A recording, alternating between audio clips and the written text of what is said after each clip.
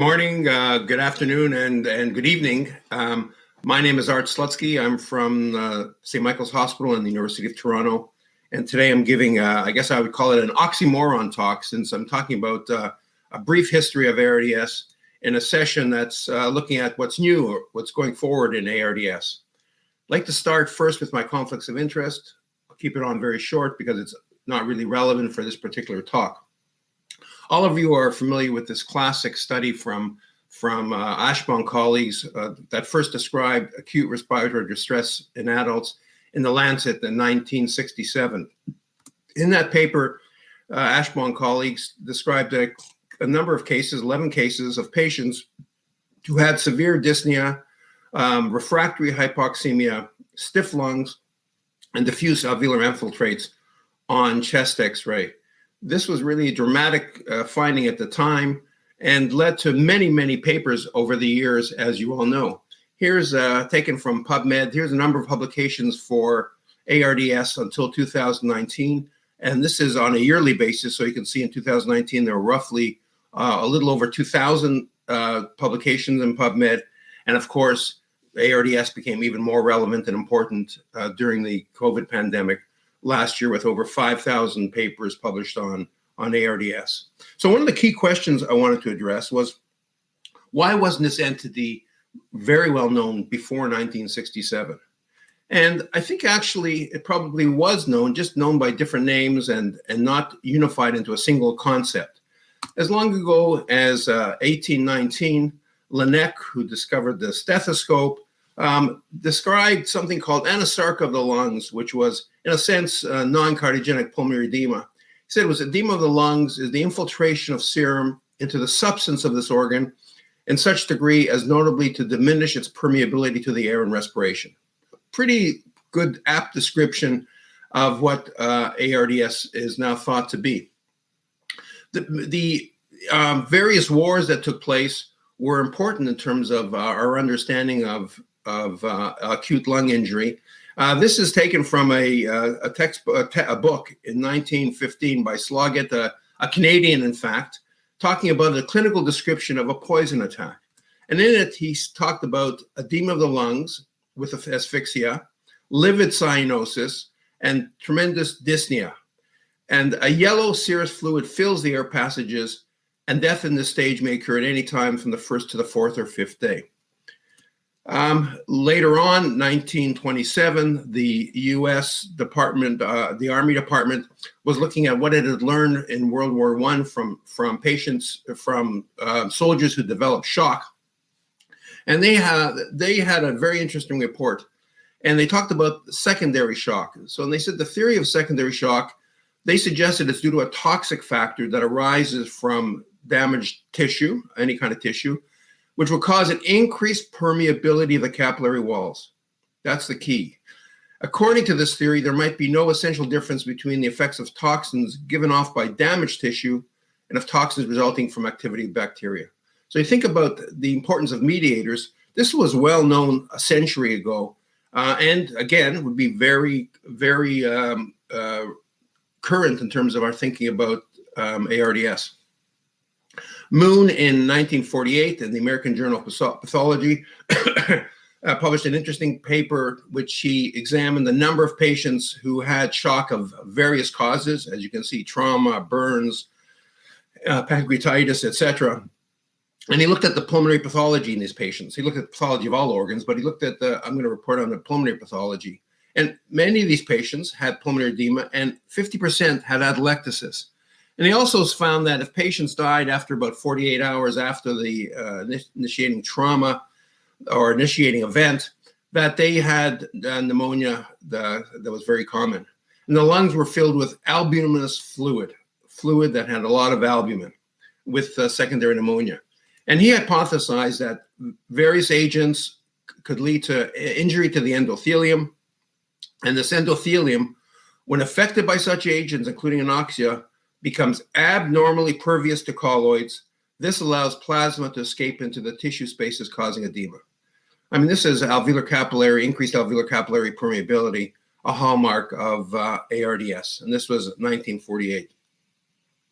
Many other papers, but Subsequent to that, there were many names that were used to describe this entity: shock lung, adult hyaline membrane disease, Danang lung, which I'll mention again. Anyway, in any event, these are all different names for probably the same entity. So that still doesn't answer why this wasn't found or thought to be a syndrome earlier on. And I think that there's a number of things that have to come together. It's like a Venn diagram before we had the information to now make a syndrome out of this. One was imaging. Imaging became more and more. This is a picture of Röntgen, who won the Nobel Prize in 1901. Clearly, we need more imaging to be able to understand the infiltrates. Development of blood gases was not until the 50s and 60s. This is a picture of Leland Clark, and John Sevinghaus played a major role. Mechanical ventilation was critical, to keep patients alive, to develop fulminant ARDS, I'll call it. And I put here a picture of Ibsen, who used invasive mechanical ventilation during the polio epidemic. Development of ICUs, where we could see lots of patients together who had common features and common syndromes. And that again occurred after the polio epidemic in the 1950s. And then I think it's probably not a coincidence that ARDS was described right in the midst of the Vietnam War. During the war, fluid resuscitation and treatment at the front lines of patients was producing more of this Danang lung. And it even appeared, appeared a lot later. This is from the New York Times talking about ARDS. So given that, now what are the advances that have occurred in ARDS diagnosis and treatment over the past 5 decades? And clearly I don't have time to go over very much in the next few minutes, but I thought I'd cover a few things. The first, the definition of ARDS, and then I'll talk about the others. The original, there were many definitions, in fact, after Ashbaugh and colleagues. And I think Murray and colleagues in 1988 were the first ones to put together a schema that was used widely. And it was useful because it was an ordinal scale that had a number of factors that were covered, and that these are shown in the slide. I'm sure you're all familiar with it. The American European Consensus Conference definition was critical to our understanding and to greater number of clinical trials. And in 2012, the Berlin definition cleaned up a few things and was used to sort of describe ARDS that was mild, moderate, or severe degree, and that correlated with outcomes. The other advances in ARDS were a better understanding of the pathobiology and the pathophysiology. In terms of respiratory mechanics, Gatnoni colleagues coined the term baby lung, and I think that helped explain a lot of the injury, which I'll talk about in a moment, that can occur with mechanical ventilation. It was also clear that ARDS was an inflammatory disease that affected not only the lungs, but other organs. This is taken from a review article by Taylor Thompson, and it shows the complexity. And I think as it's partially, or maybe I would say maybe poorly understood in the acute phase, and probably less understood in the chronic phase, the proliferative and the fibrotic phase. And the reason I say that is, if you look at the pharmacological therapies for ARDS, essentially there are no drugs that have been shown to be effective in ARDS. And maybe there are steroids now might be considered to, but these don't directly address the specific mechanisms I just showed you.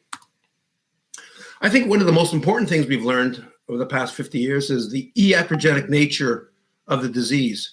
Excess fluids can lead to increased edema. Sedation likely has excessive sedation likely has a role. I think the most important thing we've learned is about ventilator-induced lung injury.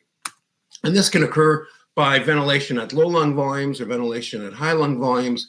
This can lead to biotrauma, release of mediators into the circulation, which can lead to multi-organ failure and death.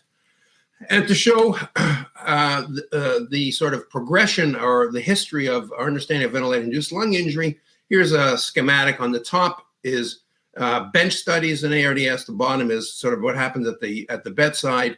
And you can see for many years, barotrauma was thought to be the most important factor, then volutrauma until the mid-1990s, and now biotrauma. That's across the top. In the bottom, we have the development of surfactant trials, respirator lung, and clinical trials, which I'm going to mention a little later. But this, ventilator-induced lung injury, I think, is an important feature, an important advance, our understanding of it. And I guess give you a sort of how this affected our thinking. And it really changed the philosophy. In the 1960s to 1990s, the focus largely was on keeping blood gases normal. It didn't matter how large a tidal volume, how much pressure you had to put in the lung. That was what was important. That changed in the 2000s after a lot of the work on ventilator-induced lung injury. Now the focus was on lung protection, clearly shown by the ARDS study, which I'm going to mention briefly later. No longer that important to have normal blood gases. And I think has this affected how we treat patients? So I think here's I'll call it almost an anecdote, but I think an interesting one.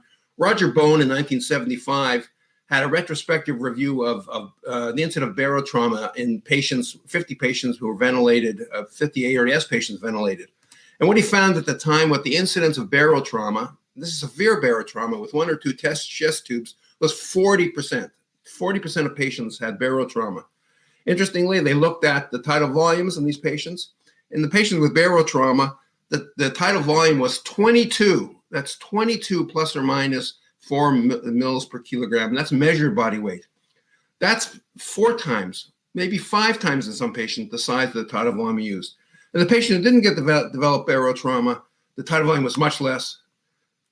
Actually, not that much less. It was 17 ml per kilo. So you can see practice has dramatically changed based on understanding of ventilator-induced lung injury. Finally, I think we've learned a lot in terms of clinical trials and long-term outcomes related to looking at the effect of therapies on ARDS and whether they have any impact. And I'm just going to show you a few of these. These are randomized controlled trials addressing the iatrogenesis of mechanical ventilation. And I'm just going to flip up the front cover, study on non-invasive ventilation by Laurent Pichard in the mid-1990s showed that non-invasive ventilation could dramatically impact mortality in patients with COPD. The study from our group, Tom Stewart, looking at barotrauma. Of course, this is the ARDS study, which showed that decreasing tidal volume from 12 ml per kilo predicted body weight to 6 ml per kilo predicted body weight, markedly decreased mortality by an absolute difference of 9%. First large trial to show any impact in ARDS outcome. Study by Gattinoni, one of the first ones on prone positioning, in this case was not positive. Prone positioning, again, was important. And neuromuscular blocking agents where there's some controversy.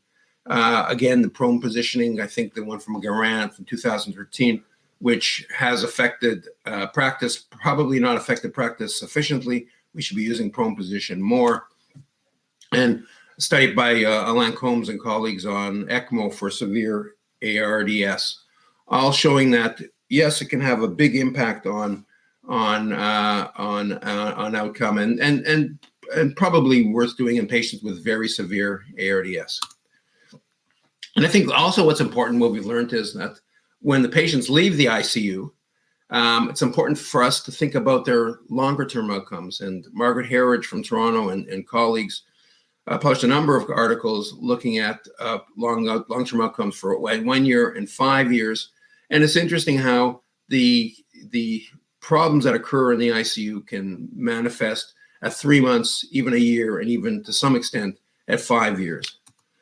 So in summary then, Ashbonnell and colleagues described ARDS in 1967 in a landmark study.